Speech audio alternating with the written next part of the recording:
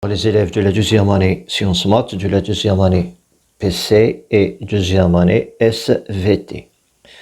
Dans cette partie 3, on va aborder le suivi de l'évolution temporelle d'une transformation chimique par la méthode de conductimétrie. Pour cela, on verse dans un bécher 50 ml d'eau distillée et 25 ml d'alcool et on met le bécher dans un bain-marie à température de 20 degrés Celsius. Puis on ajoute dans ce bécher 1 ml de 2-chloro-2-méthylpropane. Sa quantité de matière N0 est égale à 9,210 à la puissance moins 3 mol. On le représente par RCl, c'est-à-dire le 2-chloro-2-méthylpropane, on le note par RCl. Et on immerge la cellule de mesure dans le mélange. On agite et après chaque 200 secondes, on enregistre la conductivité de la solution comme l'indique le tableau de mesure ci-dessous. Donc, on immerge la cellule qui mesure la conductivité dans la solution. Après agitation, après chaque 200 secondes, on mesure la conductivité. Au début, à l'instant t est égal à 0. Comme vous voyez, la conductivité est égale à 0. Et après chaque 200 secondes, on mesure la conductivité de la solution. Donc, pour la première question, écrire l'équation Baylon de cette réaction. Donc, l'équation, donc on a représenté le 2-chloro-2-méthylpropane par RCl, c'est RCl plus H2O. Il va nous donner ROH, un alcool, plus H plus Cl. Voilà, c'est ça la réaction qui se passe au cours de cette transformation. Pour la deuxième question, on va créer le tableau d'avancement. Voilà le tableau d'avancement, la réaction, l'état du système, l'avancement, état final au cours de la transformation et à la fin de la transformation. Ok, puis on va déterminer le X max. Donc, puisque l'eau H2O se trouve en excès, donc le RCl représente le réactif limitant. Donc, puisque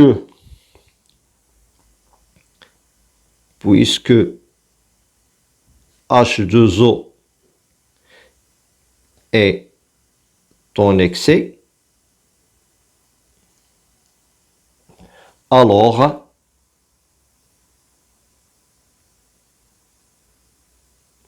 le réactif limitant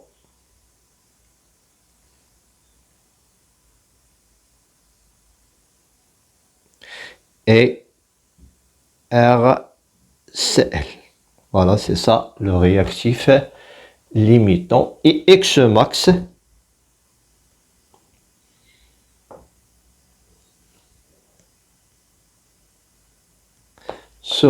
est égal à N0 qui est égal à 9,210 à la puissance moins 3 mol. On passera maintenant à la troisième question. La conductivité de la solution change-t-elle? Donc, d'après la réaction, on observe qu'il y a apparition des ions, c'est-à-dire que la solution devient plus conductive, c'est-à-dire elle va changer la conductivité. Donc la réaction entraîne la formation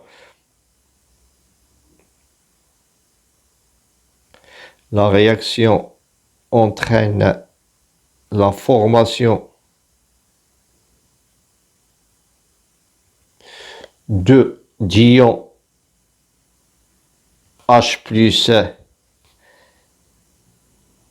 et Cl- qui augmente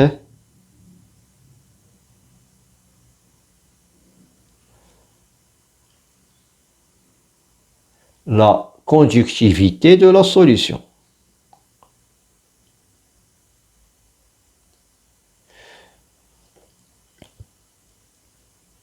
Conductivité du milieu réactionnel.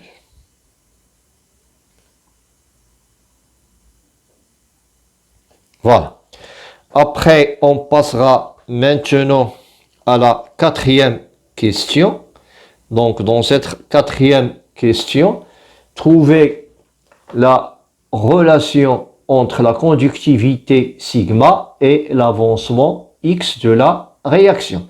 Or, on sait que la solution, elle contient les ions H+ et les ions Cl-. Donc, la conductivité de la solution, elle sera exprimée par la relation suivante. Donc, la conductivité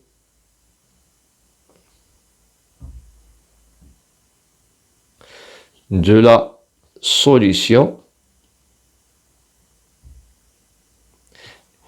est exprimée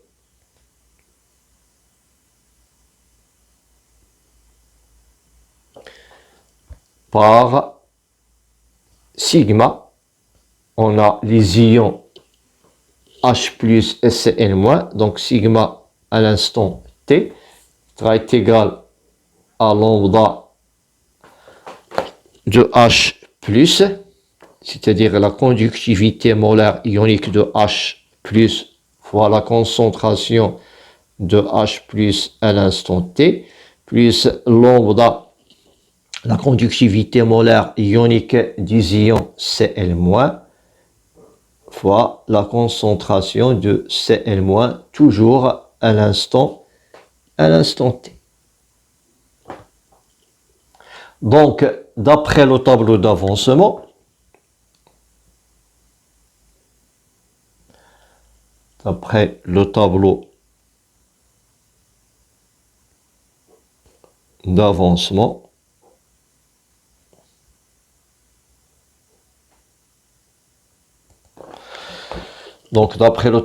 d'avancement, comme vous voyez que la quantité de matière de H+ est égale à X, la quantité de matière de Cl- est égale à X, c'est-à-dire pour passer à la concentration, on va diviser par V. Donc d'après le tableau d'avancement, on a la concentration de H+ à l'instant t est égale à la concentration de Cl- à l'instant t est égale à X de t sur V. Et puisque le volume de la solution est constant, on aura que sigma de t, cela implique que sigma de t est égal à lambda de H+, plus lambda de Cl-, le tout fois x de t sur v. Cette relation, on la note relation 1. À l'état final, cette expression, je la trouve à l'instant t. À l'état final, je mets la même chose. À l'état final, on a sigma tf qui sera égal à sigma max, qui sera égal à lambda de H+, plus lambda de Cl-, c'est-à-dire on va faire la même étude que précédemment, fois X max sur V. Donc cette relation, je la note relation 2. Donc j'ai mis la relation 1. Je mets la relation 1 sur la relation 2. On va aboutir à sigma de T sur sigma max. Donc je remplace le sigma de T par son expression. C'est lambda de H plus lambda de Cl- fois X sur V, X de T sur V. De même, pour le sigma max, on aura lambda de H plus lambda de Cl- en facteur de X max en facteur de X max sur V. Facteur de X max sur V. Je simplifie le V avec le V. Lambda plus de H plus lambda de HCl sur lambda de H plus sur lambda de HCl. Et on va aboutir que X de T, elle est égale à sigma de T sur sigma max fois X max. Voilà. Donc, on a trouvé la relation qui existe entre sigma de T et sigma max et X max. Voilà, après, on va calculer le X de T à un instant donné. D'après la cellule, on va prendre la valeur de sigma à un instant donné quelconque. Je prends par exemple un instant, je prends un instant qui est, voilà, donc je prends à l'instant t est égal à 1000. À l'instant t est égal à 1000. On a sigma est égal à 1661.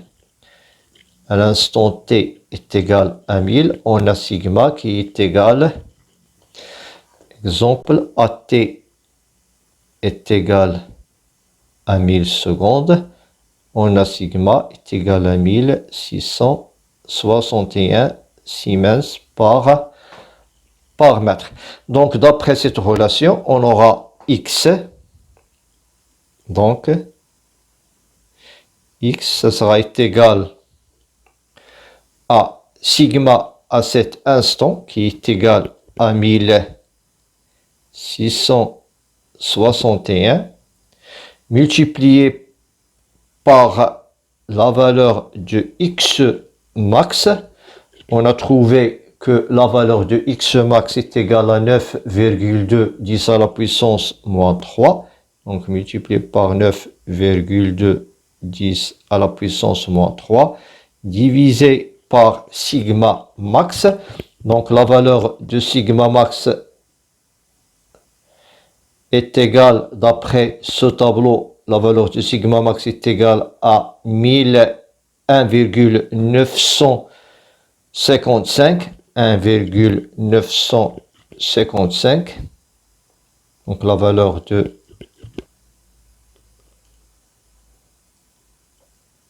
un virgule 955, ici 1, je corrige cette valeur, 1,661.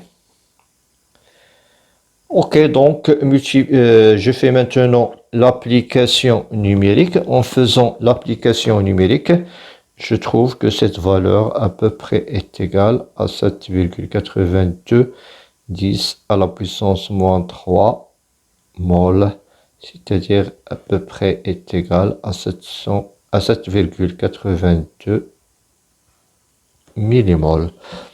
Puis je fais le traçage, je trace les variations de X, de l'avancement X, en fonction du temps. Je trouve toujours la fameuse courbe, c'est-à-dire elle se forme par deux parties. Une partie où il y a évolution de l'avancement et une partie où l'avancement est constant, c'est-à-dire que la réaction est arrêtée. Donc, comme résumé, la mesure de la conductivité sigma d'une solution ionique permet de suivre l'évolution temporelle de l'avancement de la réaction X d'une manière continue pour les réactions dans lesquelles la différence entre la conductivité des produits et la conductivité des réactifs est importante. Donc, on va arrêter cette partie ici.